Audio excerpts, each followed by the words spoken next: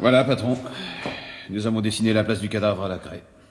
Le conservateur était là, étendu de tout son long, en robe de chambre, et le crâne fracassé.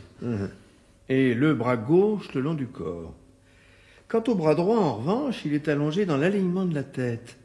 Mais dites-moi, Charmel, pourquoi avoir dessiné si distinctement les contours de la main?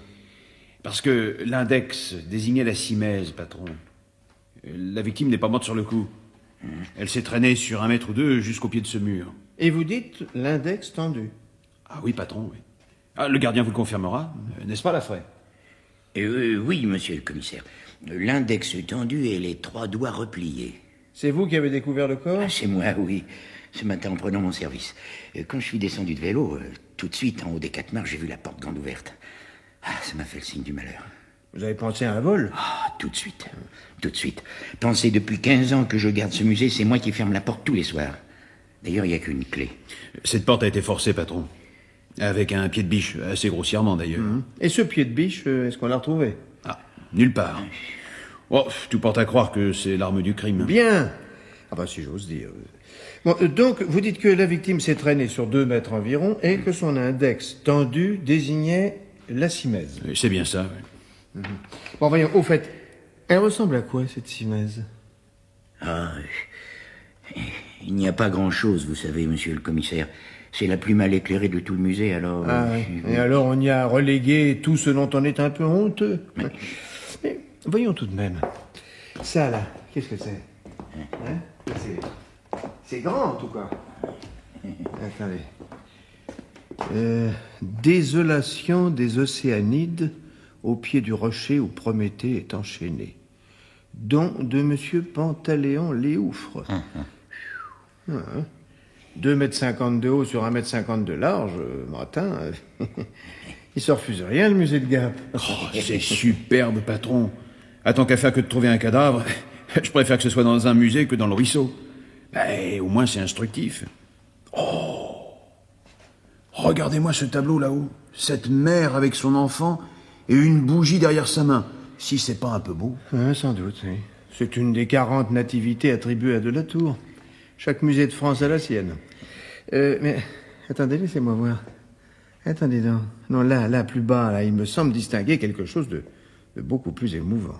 Attendez que je mette mes lunettes. Oh, c'est vraiment mal éclairé, hein. 1526, Renault, La Poverella. Oh ça? C'est un petit tableau, patron. Eh oui, c'est un petit tableau. Un tout petit tableau, même, par sa dimension. Mais moi, voyez-vous, Charmel, cette fille-là, avec ses petites mains qui tiennent un bouquet de violettes, et ce cloître ruiné derrière elle, et ses fleurs des champs parmi les décombres, cette fille, elle me parle. Ouais, elle a quelque chose à me dire. Patron, elle a le regard faux. Oh, Charmel, la Joconde aussi a le regard faux, dissimulé. C'est ça, son fameux sourire. Si je peux me permettre, monsieur le commissaire, oui, c'est une copie, naturellement. Bien sûr que c'est une copie. Hélas, aucun monsieur Pantaléon Léoufre n'aurait pu offrir ce chef-d'œuvre au musée de Gap. Bon. Eh ben, n'oublions pas, s'il vous plaît, que nous avons un meurtre sur les bras. Oh, mais patron, je l'oublie pas, moi. Je sais, Charmel, je me parlais à moi-même. Notez bien ce malheur assez clair. Le conservateur, m'avez-vous dit, avait son appartement de fonction au-dessus du musée.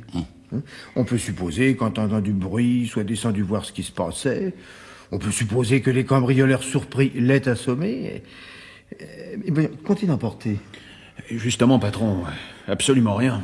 N'est-ce pas, Laffray? Eh oui, rien de rien, patron. Pardon. Monsieur le commissaire, je veux dire, non. Ils n'ont absolument rien emporté. Pensez, j'ai vérifié tout de suite. Vous avez fait un inventaire? Oh oui, j'en ai pas eu besoin. Depuis 15 ans que je suis là, vous pensez, je connais non seulement la place de chaque tableau, mais aussi de chaque objet. Dans les vitrines. S'il me manquait une seule fibule, une seule médaille, je m'en serais aperçu tout de suite. À plus forte raison, un tableau. Non, si ce sont des cambrioleurs, ils ont fait chou blanc. Donc le conservateur les aurait surpris avant qu'ils commencent à travailler, car il n'y a aucun désordre. Et aucune trace, patron. Et pourtant, il pleuvait la nuit dernière. Des traces sur ce parquet ciré, on aurait dû en trouver. Excusez-moi, monsieur l'inspecteur. Les 2 femmes de ménage ne viennent que le soir. Et moi, ce matin, devant la porte fracturée, j'ai trouvé une serpillière humide. Tenez, Elle est là-bas, suspendue à l'espagnolette. Dans mon émotion, je l'ai accrochée, n'importe où, mais maintenant que vous parlez de traces, je me demande... Je vous entends. Mais si les assassins ont pris la peine d'effacer leurs traces avec une serpillière, c'est qu'ils n'étaient pas tellement affolés. C'est bizarre. Un ou des voleurs assez déterminés pour tuer ne s'enfuiraient pas sans achever leur travail. C'est encore plus bizarre que ça, monsieur l'inspecteur, parce que, sauf le respect que je lui dois, dans ce musée, il n'y a rien à voler. Comment ça? Vous voulez dire aucune pièce de valeur? Aucune. Rien qui puisse tenter un antiquaire, ni même un brocanteur. La plupart des tableaux sont prêtés par les musées nationaux. Des copies, ce qu'on appelle des attribués à. Le reste... ce sont des pièces de fouille. Pas de pierres précieuses, pas d'objets en or. Des cailloux, beaucoup de cailloux, des troncs de colonne qui pèsent 1 tonne, des ammonites fossiles qui pèsent 100 kilos. C'est ce que je sais. Ouais. Ou alors des machins comme cette désolation des Océanides qui fait 4 mètres carrés. Ouais. C'est parfait. Ça va bien faciliter notre tâche, tout ça. Je vous remercie, Laffray, de souligner l'invraisemblance de la situation. Donc, des voleurs s'introduisent au musée de Gap, où il n'y a rien à voler. Et d'ailleurs, ils n'emportent rien. Mais en revanche, ils tuent le conservateur qui les a surpris en train de ne rien voler. Et lequel conservateur, patron? Nous le retrouvons, l'index crispé, pointé vers le bas de la simèse. Manifestement, c'est pour indiquer quelque chose. Ou, ça, vous savez, dans les affres de l'agonie, ces mouvements réflexes, c'est assez courant. Oui, mais il a rampé sur 2 mètres, patron, avant d'arriver au pied du mur. 2 mètres, pour un homme en train de mourir, il lui fallait une raison, non? Ouais. Voulez-vous que je vous dise, Charmel? Et si c'était une mise en scène? Si on l'avait traîné? Si on avait allongé son bras dans cette position, exprès? Si la porte avait été fracturée pour simuler un vol? En somme, s'il avait été tué pour une toute autre raison. Il faudra fouiller dans la vie de cet homme. Vous avez visité son appartement? De fond en comble. C'est l'appartement d'un homme seul, bien tranquille, qui travaille les pieds dans ses chancelières. Oui, il faut dire que cet appartement, avec ses plafonds hauts de 4 mètres, le chaud qu'il fait, le vent l'emporte, surtout en novembre et à Gap. C'est que il travaillait beaucoup assis, le conservateur, vous comprenez? Il faisait un mémoire. Un mémoire? Sur quoi? Sur les ammonites fossiles à canal médulaire creux. Curieuse occupation. Mais c'est que monsieur l'empereur, le conservateur, c'était un savant, c'était un archéologue. Il m'avait expliqué qu'il avait accepté ce poste pour pouvoir travailler tranquille. Il a réussi. Mais dites-moi, Charmel, cet homme, il avait à peine 30 ans. Il devait bien... il avait bien une femme dans sa vie. S'y fait, patron. Et une belle, si je puis me permettre. Mariée? Ah non, patron. Célibataire. Elle est professeure au lycée. Ah, dommage. Quelques maris trompés n'auraient pas mal fait dans le tableau. Sinon comme coupable, du moins comme pâture pour la presse et surtout pour le procureur. Navré, patron, vous pensez? Je me le suis dit moi aussi. Mais, et lui? Est-ce qu'il n'avait pas d'autre maîtresse?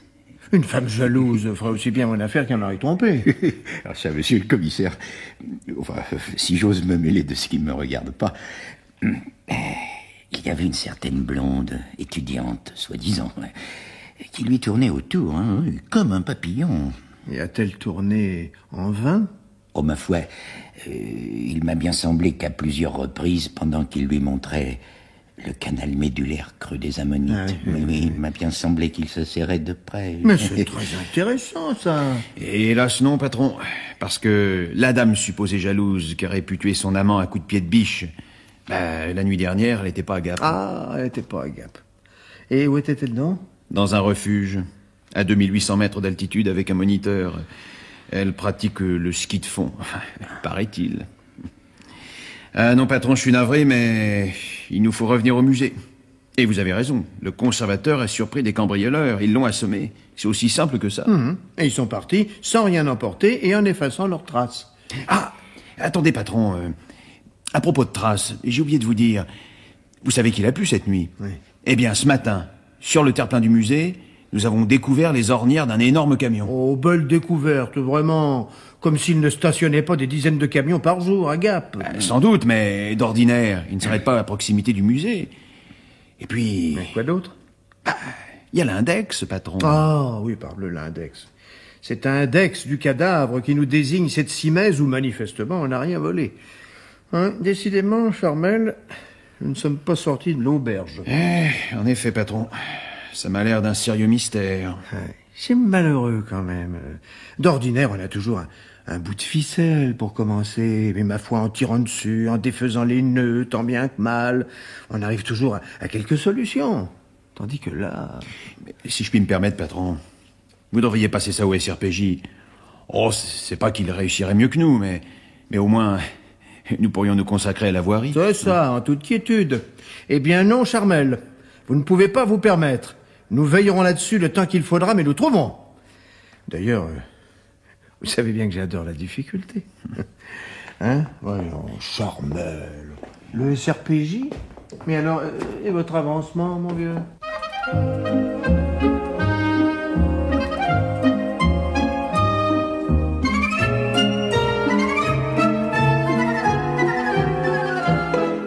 Bonjour, monsieur le commissaire. Je parie que vous profitez de la pluie pour venir vous plonger dans l'atmosphère du crime. Cherchez quelques indices, comme on dit. Des indices. 3 mois après le crime. Vous plaisantez, Lafray? Oh non, mon vieux, non, l'enquête est au point mort. Non. Non, si je viens ici, c'est parce que... dites-moi, Lafray, ça vous est arrivé dans votre vie de tomber amoureux? De ma femme, monsieur le commissaire. De ma femme seulement. Pour le reste, je n'ai pas assez d'imagination. Oh, c'est bien ça, Lafray, de ne pas avoir d'imagination. Moi, voyez-vous, j'en ai trop. De sorte que ça me permet de tomber amoureux de n'importe quoi. Excusez-moi, monsieur le commissaire, mais... si vous êtes tombé amoureux, comme vous dites, qu'est-ce que vous faites ici? Comment, qu'est-ce que je fais ici? Hey.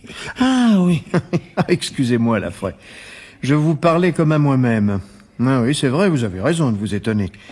Mais vous savez, quand on a trop d'imagination, pas besoin de femme pour tomber amoureux. Un tableau peut aussi bien faire l'affaire. Un tableau? Eh oui, un tableau. Celui-ci. Cette toute petite toile-là, qui représente une fille tenant un bouquet de violettes sur fond de cloître ruiné avec des herbes folles, le tout sur un ciel presque vert. Ah, oui. Le tableau au pied duquel monsieur le conservateur est tombé roi de mort. La Poverella. C'est ça. La Poverella. C'est curieux même, parce que jusque-là, je me croyais bien imperméable à l'art. Mais c'est bizarre que vous parliez d'indices, parce que, précisément, mon adjoint, Charmel, n'en a découvert aucun. Ah, si j'osais, monsieur le commissaire, et malgré toute la considération que j'ai pour l'inspecteur Charmel, je dirais que, peut-être, il n'a pas assez bien regardé. Si vous voulez dire qu'il ne s'est pas mis à 4 pattes comme Sherlock Holmes, c'est probable. Vous savez, dans la police, aujourd'hui, ces méthodes sont nettement dépassées. Oh oui, ça, je sais bien. C'est pourquoi je rougis de ce que j'ai à vous dire, parce que moi, je m'y suis mis à 4 pattes. Et vous avez trouvé quelque chose? Oh, si l'on peut dire. Attendez. Je les ai mis dans mon portefeuille, pour être sûr de ne pas les perdre. Tenez, regardez.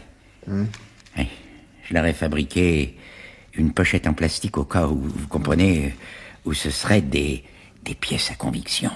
Mais qu'est-ce que c'est que ça? On dirait des copeaux. Ça en est, monsieur le commissaire.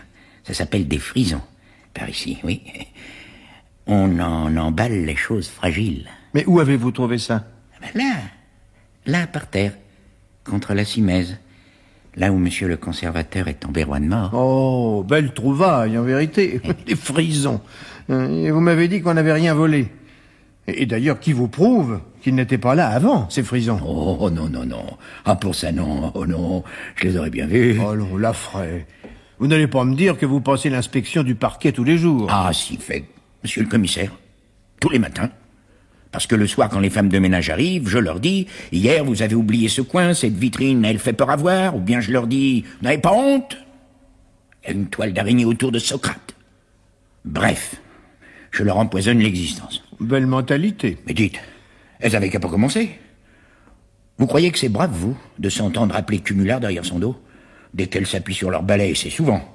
C'est pour me dire, alors, monsieur Laffray, ça vous fatigue pas trop de vous promener tout le jour? Ou bien, dites, monsieur Laffray, vous y arrivez bien, vous, à la fin du mois, avec votre traitement plus votre retraite de gendarme? Je vois, oui. En somme, Laffray, l'imagination vous manque pour aimer, mais pas pour détester. J'avais qu'à pas commencer. Voilà. Bon, soit. Mais nous voici bien loin des frisons. Hein, des frisons. Je te demandais un peu. En somme, vous soutenez que ces voleurs, non seulement n'ont rien volé, mais encore qu'ils ont apporté quelque chose. Oh, mais je ne soutiens rien du tout, monsieur le commissaire. Je dis que j'ai trouvé des frisons, c'est tout. Des frisons? Oui. Mais qu'est-ce que vous voulez que je foute, moi, avec des indices pareils?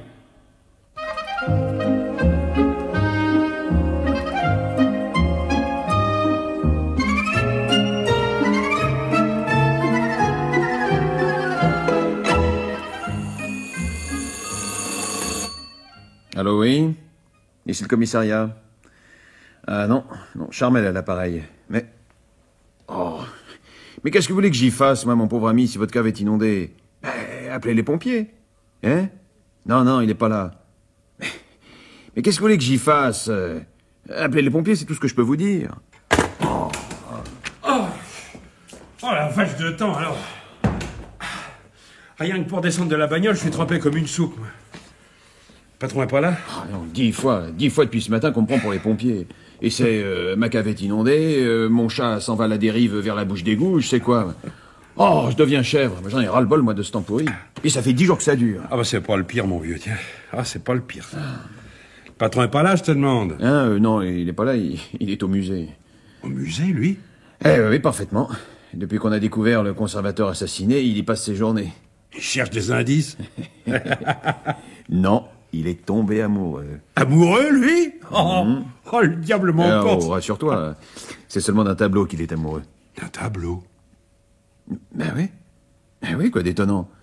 Tu sais bien qu'il a l'âme sensible. Ah, ça, alors, ça... C'est curieux, parce que, justement... Et dis-moi, mais qu'est-ce que c'est que ce paquet mal ficelé que tu trimbales sous le bras, là? Ça, c'est tout ce qui reste d'un camion de 20 tonnes de spaghettis et de 2 chauffeurs italiens. Qu'est-ce que c'est que cette histoire? Ah, c'est pas une histoire, mon vieux. C'est une tragédie. Tu dormais, toi, cette nuit? Avec le temps qu'il a fait, qu'est-ce que tu veux que je dorme? Enfin, t'étais pas de permanence, toi. Ça sonnait toute la nuit. Et la sirène, et les pompiers qui partaient en renfort, et les gendarmes. Bref, vers 1h, il a fallu que j'y aille, quoi. J'ai juste laissé le bel de garde. Et pour aller où? Après Barcelone, sur la route du col de l'Arche. Un de ces bordels. Tu connais le virage de Villarcieux? Tu penses? Eh ben, c'est là que la route a cédé. J'avais toujours dit qu'un jour ou l'autre, depuis qu'ils l'ont rectifié, il est encore plus dangereux qu'avant. Mais c'est pas ça. Elle a cédé. Le courant a fouillé sous le mur de soutènement et tout est parti d'un coup. Il faut dire qu'un temps comme celui-là, on n'en voit un que tous les 20 ans. Hein. La montagne coule. Des torrents, tu peux pas savoir. Oui, alors, ce camion? C'était le moment où l'Ubayette faisait des remous de 4 mètres de creux. Enfin, bref. En plus, d'après un autre bahut qui suivait, un brouillard a coupé au couteau. Il a juste eu le temps de freiner. On n'a rien pu faire jusqu'au lever du jour. T'aurais dû voir ça, mon vieux. Avec le bruit du torrent, on s'entendait pas à 1 mètre l'un de l'autre. Et les chauffeurs? Ils sont morts, tu penses. Le tracteur a piqué du nez et le SMI a suivi. Il s'est ouvert en deux comme une grenade dans l'Ubayette. Il y a encore, d'ailleurs. Et la cabine, si tu l'avais vue, oh là là. Elle était bourrée de gravier jusqu'à la gueule. De gravier? Mais parfaitement, parce que le torrent, c'est plus de l'eau qui charrie, c'est du mortier. Alors si t'avais vu les 2 convoyeurs, il a fallu 3 heures pour les sortir. Ouais. Et pendant ce temps, la remorque qui dégorgeait ses cartons de spaghettis qui s'éventraient sur les rochers. La fin du monde. C'est pas vrai, dis donc. Pire. C'est pire parce que pendant que le jour montait, on voyait ces spaghettis bouillonner au creux de la remorque, et à chaque remous, le torrent en emportait 1 mètre cube, et ça s'éventrait contre les arêtes, et ça se déchiquetait contre les berges. On aurait dit une formidable macaronade. Un cauchemar de spaghettis. Et puis alors, tout d'un coup, du milieu des cartons que le courant chassait hors de la remorque, on a vu ça. Et qu'est-ce que c'est, ça? Ça, que tu m'as dit, qu'est-ce que c'est, ce paquet mal ficelé? Eh ben, c'est ça. C'est, ou plutôt, c'était une caisse de bois, presque plate. Et elle a jailli, je te dis, du milieu des spaghettis, on l'a bien vu. Moi, les gendarmes, les pompiers, on s'est dit, tiens, regarde, qu'est-ce que ça peut être? Et c'était ça. Et ouvre un peu ça que je vois. Voilà. Mais qu'est-ce que c'est que ça? Bah, tu le vois pas? C'est un cadre. Un cadre vide, naturellement. Mais il n'y a pas 12 heures, il y avait une toile dedans, un tableau. Seulement, comme je te l'expliquais, quand cette boîte a jailli du milieu des spaghettis, elle est tout de suite allée s'empaler sur le tronc d'un arbre déraciné. Alors cet arbre, il était cassé en deux, et la fourche faisait des esparres. Et alors, on a vu la caisse éclater, et il est resté ça, ce cadre, enfourché sur l'arbre, empalé. Alors, au début, on a même encore pu distinguer des lambeaux de toile. Mais au fur et à mesure que l'eau la giflait, on a vu ce qui restait du tableau se défaire, se déchirer, s'en aller au fil du courant. On n'a rien pu faire. D'ailleurs, un tableau, tu penses. On avait déjà 2 morts sur les bras. Mais attends, il y a quelque chose sur ce cadre. Attends voir, là, une plaque. Et un truc gravé, là. 1525, Renault, la Poverella. Oh, 20 Dieu. Qu'est-ce que t'as? Mais ce tableau. Mais ce tableau que le patron en est tombé amoureux. Ouais. Mais tu sais pas? Il s'appelle comme ça. Comment comme ça? Il y a la même plaque sur le cadre. Il est au musée de Gap. Un tableau qui sort d'une montagne de spaghettis. Le même tableau au musée de Gap. Et le commissaire Laviolette qui en tombe amoureux. Tu comprends quelque chose, toi, Charmel? Pas plus que toi, Laforie. Mais on ferait peut-être bien de téléphoner à la Violette. Peut-être que lui, il comprendra.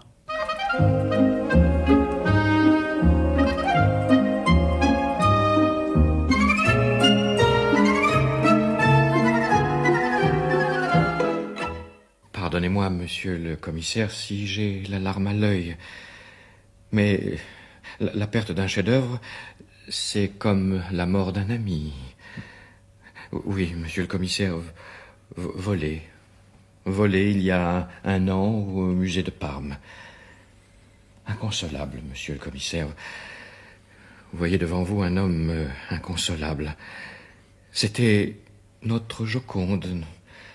Notre Joconde à nous, les Parmesans. Vous reconnaissez donc absolument le cadre? Oh, certainement. Le bois, le travail, la plaque. Tout était d'origine. La toile qui était là-dedans, hélas, c'était bien la Poverella de Renault. Pauvre Poverella. Ah, les voleurs avaient bien choisi. Ils sont venus par le toit une nuit d'orage. Le courant était coupé, le système d'alarme ne pouvait pas fonctionner. Ils n'ont eu qu'à neutraliser l'unique gardien. Et ils ont disparu sans laisser de traces? Rien. Aucun indice. La police a fait chou blanc. Tout ce qu'on a pu établir, c'est qu'un énorme camion avait stationné la nuit à proximité du musée. Oui, mais un énorme camion. Et probablement déjà à ce moment-là chargé de cartons de spaghettis. Je vous ai raconté, monsieur le conservateur, comment on avait retrouvé ce cadre. Hélas. Et votre récit me fait mal, comme celui d'un crime. Et de tous les chefs-d'œuvre que contient mon musée, c'était de celui-là seul que j'étais amoureux. Je suis navré. Mais enfin, justice est faite. Les 2 convoyeurs disparus dans l'accident étaient des vieux chevaux de retour, les voleurs, sans aucun doute. Hélas. Cela ne me rendra pas mon tableau. Mais qu'espérait-il donc en faire? Une toile aussi célèbre. Elle était invendable. Qui aurait pu être assez fou pour acheter ça? Ah, commissaire, vous n'imaginez pas le nombre de mégalomanes et immensément riches qui sont prêts à s'enfermer seuls avec la Joconde. Toutes portes de leur chambre forte fermées.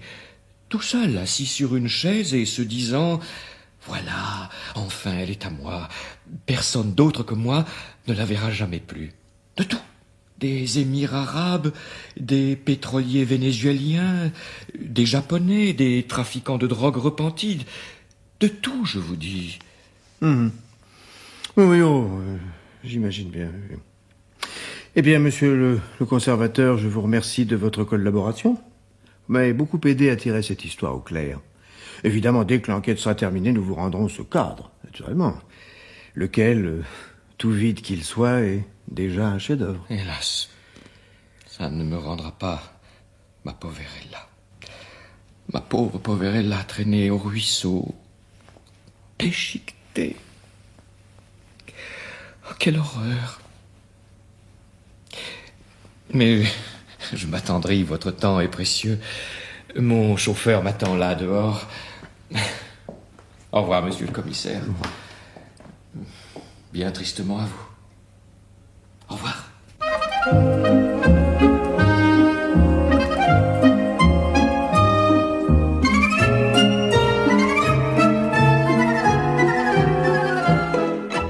Le pauvre conservateur. Il faisait peine à voir. On aurait dit qu'il avait perdu un membre de sa famille. L'amour de l'art, voyez-vous, Charmel, c'est aussi tragique que l'amour de la créature. Oh, j'aurais jamais cru ça possible. Mais, dites-moi, patron, si j'ose me permettre, pourquoi ne l'avez-vous pas dit que vous aussi, vous étiez amoureux de la Poverella? Oh, voyons, Charmel, il n'y a pas de proportion. Je me serais couvert de ridicule. Moi, c'est d'une simple copie, d'une image que je suis amoureux. Et puis, je ne suis qu'un simple commissaire de police. Qu'est-ce que je peux comprendre à l'art? Non, c'est pour ça que je ne lui en ai pas parlé. Et puis aussi, peut-être parce que je commence à comprendre. À comprendre pourquoi, une nuit, le conservateur du musée de Gap est mort assassiné.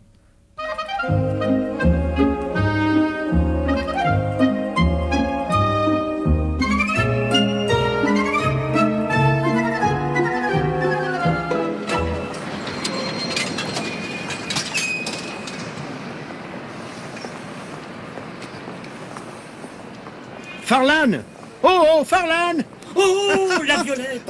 Oh, Farlan! Oh, la Violette! On s'embrasse? Allez, on s'embrasse. Oh, allez, viens, donne-moi ton sac. Voilà. Voilà. Eh ben, dis donc, Farlan, tu as profité, hein?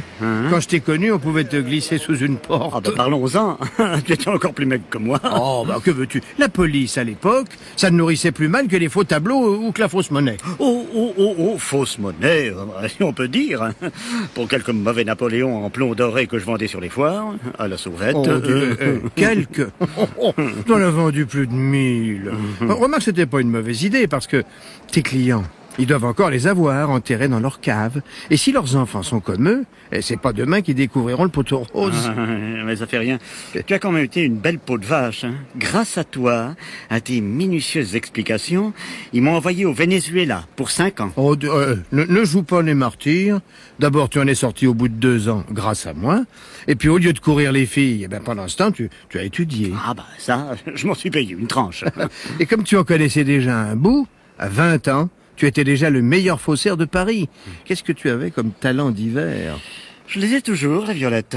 Je les ai toujours. Seulement, alors, pardon, hein, pignon sur rue. En tout bien, tout honneur maintenant. Je me suis acheté une conduite. Couvert par l'amnistie, je suis. Et par le fait, devenu le plus grand expert en œuvres d'art de Paris. Expert auprès des tribunaux, s'il te plaît. Eh ben, justement, tu vois, Farlan, c'est pour ça que je t'ai fait venir. Ah, voilà. Je me disais bien aussi que cette promesse de griffe sur canapé, il y avait anguille sous roche. Mais tu les auras. Je sais que c'est ton régal.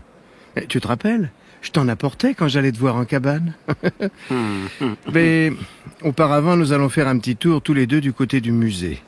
Oui, figure-toi que je suis tombé amoureux. Pas d'une femme, non, d'une toile, d'un tableau.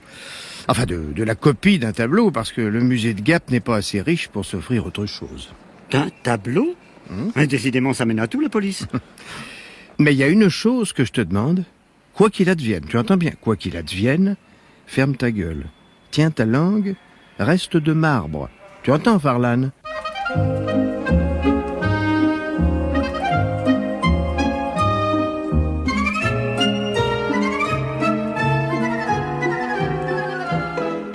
Bonjour, monsieur le commissaire. Ah, voici de nouveau. Justement, je pensais à vous. Je me disais, ce commissaire La Violette, il oublie ses amours. Non, la frère. Je ne suis pas un cœur d'artichaut, moi. Quand j'aime quelque chose, je m'y tiens. La preuve, tenez, je vous amène un autre admirateur de votre musée. Oui, alors, notre parmesane, elle est toujours là, on l'a pas volée. Oh, non, ça ne risque pas, vous pensez. Depuis 25 ans qu'elle est là, elle a pris de l'âge. Elle ne risque plus de tenter personne. Viens, Farlan, c'est dans cette salle, là-bas. Dis donc, surtout, n'attire pas l'attention des autres visiteurs. Hein, ils sont peu nombreux, mais...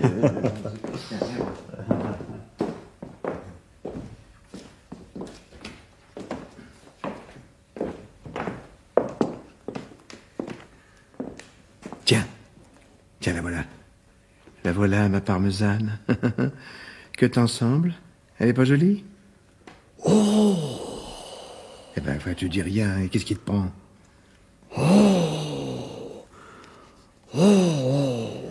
Mais, la Violette, mais tu te fous de moi, hein? Non, plus bas, Farlan, plus bas. Ah, plus bas, si tu veux, la Violette.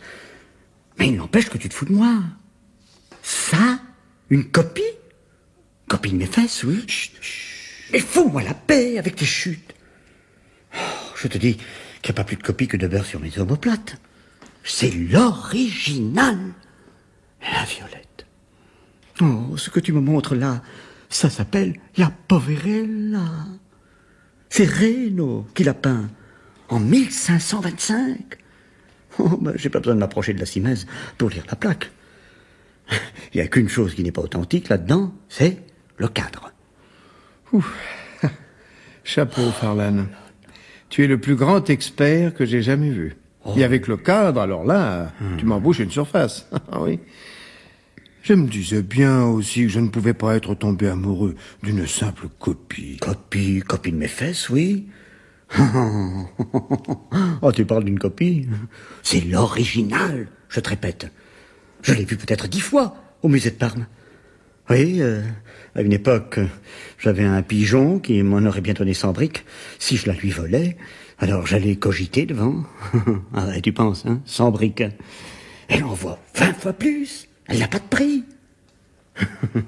Mais tu as du goût, la Violette, d'être tombé amoureux. Mais j'y pense. Mais nous sommes au musée de Gap, ici. Nous ne sommes pas à celui de Parme. Mais Farlan. Ouais. Retirons-nous sur la pointe des pieds. Ouais. Ne troublons pas davantage la pénombre de ce Capharnaüm. Viens, tout à l'heure, devant ces fameuses grives, je t'expliquerai. Tu verras, dans le fond, c'est très simple.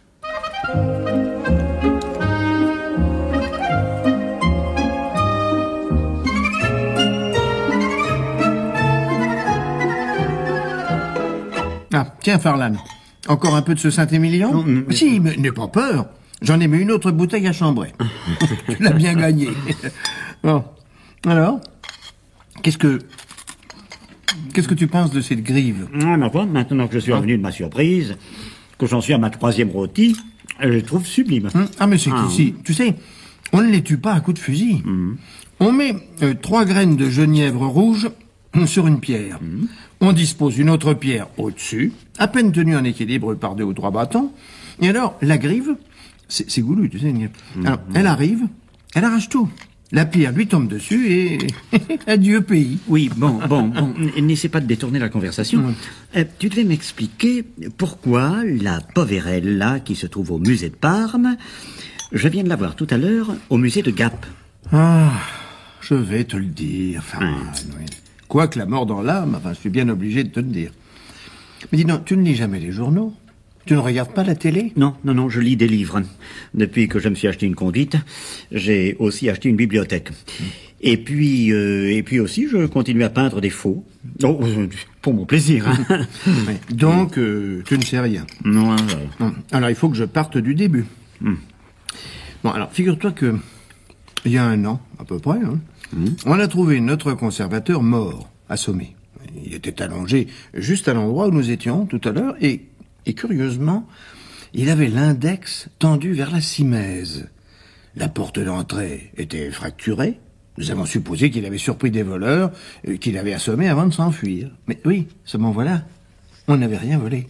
Enfin, apparemment, on n'avait rien volé. Mais pourquoi dis-tu apparemment? Mais parce que je sais maintenant ce que j'ignorais alors. Bon, l'histoire, d'ailleurs, aurait pu s'arrêter là. Meurtre commis par un ou plusieurs inconnus disparus sans laisser de traces, car il n'en laissait aucune. Sauf 3 débris de frison, c'est tout. Aucune trace, aucune empreinte, pas de mobile apparent. Rien de rien. Sauf cet index tendu désignant la simèse. Hein? Bel indice. Le point mort, quoi. La presse sarcastique, enfin bref, toute la panoplie du fiasco policier. Mais je ne vois pas encore où tu veux en venir. Mais parce que tu ne lis pas les journaux. Sinon, tu aurais déjà compris. Bon, enfin bref. Alors, 6 mois après, environ, voilà que nous avons ici une catastrophe naturelle. Pluie torrentielle, fonte des neiges en février, éboulement. Enfin bref, l'Ubayette, notre fleuve local, arrache la route d'Italie dans un virage du col de l'Arche et, manque de peau, un camion italien arrive et plonge dans le torrent. Nuit noire, point final pour le camion, les 2 convoyeurs et 20 tonnes de spaghettis. Oui, c'est bien malheureux, mais enfin... Non mais attends. Du tas de spaghettis en train de gonfler dans les tourbillons, on voit sortir une caisse plate qui va s'empaler sur l'espare d'un arbre arraché où elle s'éventre. Et on voit un tableau qui se déchire, qui s'en va au fil du courant, et à l'espare, il reste le cadre accroché. Oh, arrête. C'est comme si tu me décrivais le supplice d'un saint. Oh, ben, nous autres, hommes de 50 ans, nous sommes trop sensibles. Non mais attends.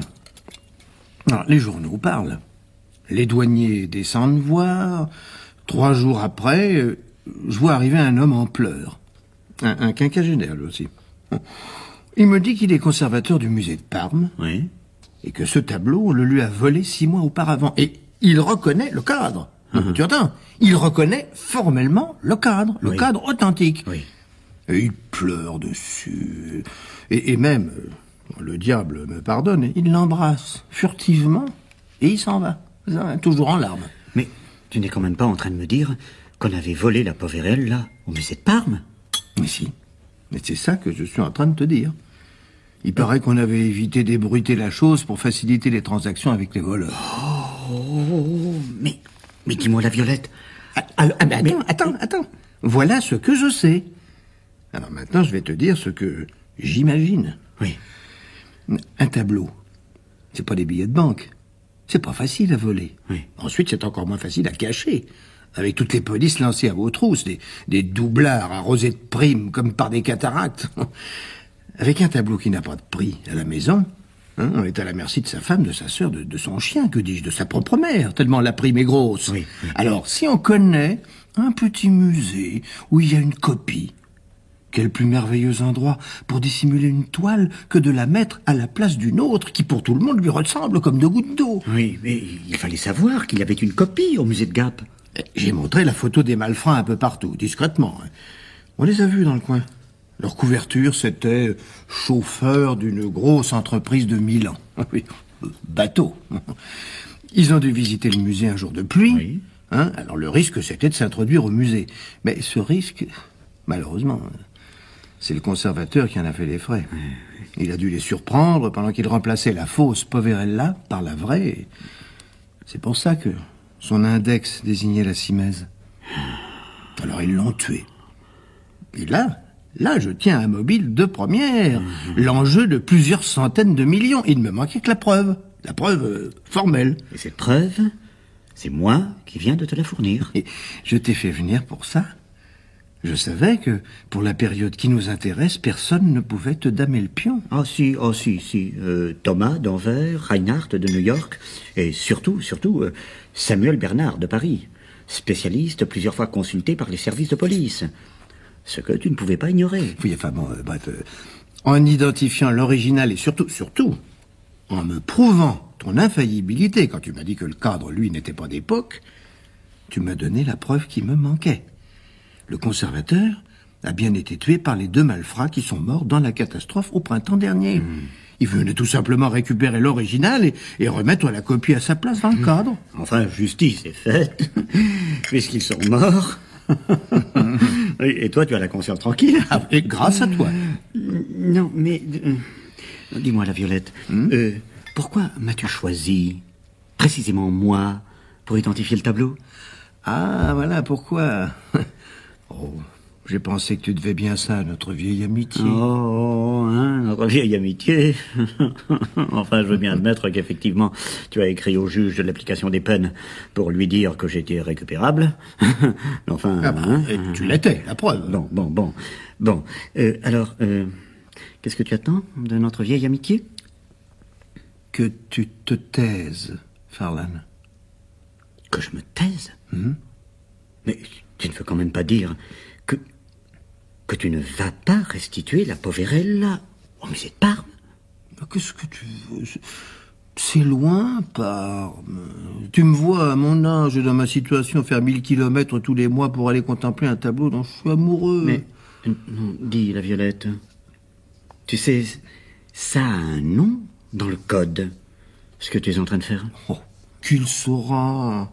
Personne, à part toi, ne se doutera jamais que ce rustre de la Violette était assez connaisseur pour distinguer la copie d'un chef-d'œuvre de son original. Hein. Là-dessus, je suis bien tranquille. Mais, ta conscience? Oh, tu sais, la conscience. À 50 ans, elle en a déjà pris quelques vieux coups, la conscience. Hein. Alors, un de plus ou un de moins. Oh, je sais bien, ça durera pas toujours. Un jour de pluie, quelque expert désœuvré et en vacances viendra traîner ses espadrilles par là. Il entrera dans ce musée poussiéreux pour s'esbaudir et il découvrira le poteau rose. Mais d'ici là... Mais, j'y pense tout d'un coup. Il y a bien un nouveau conservateur au musée de Gap. Et lui, peut pas être dupe. Ah, le conservateur. Ça aussi, c'est un mystère. Un jour, figure-toi, j'étais devant mon tableau. Oui. Le conservateur que j'avais vu en arrivant musardait par là, le nez au vent. Alors, à un certain moment, je l'ai entendu s'approcher derrière moi. Je serrais les fesses, tu peux me croire. Et alors, il s'est arrêté juste à côté de moi.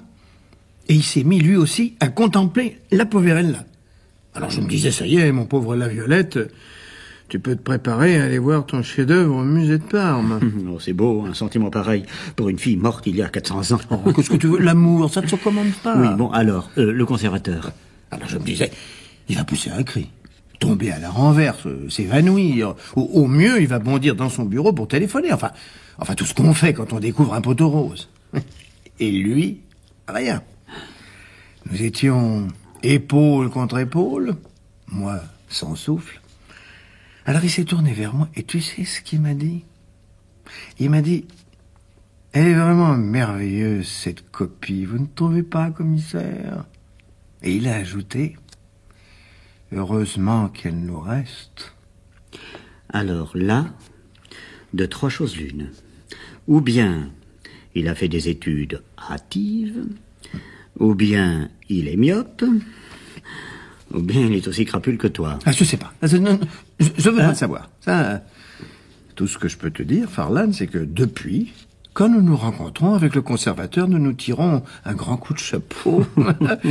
Mais pour ce qui est de nous regarder dans les yeux, Bernick, tu comprends, nous aurions bien trop peur de faire comme les augures, d'éclater de rire ensemble.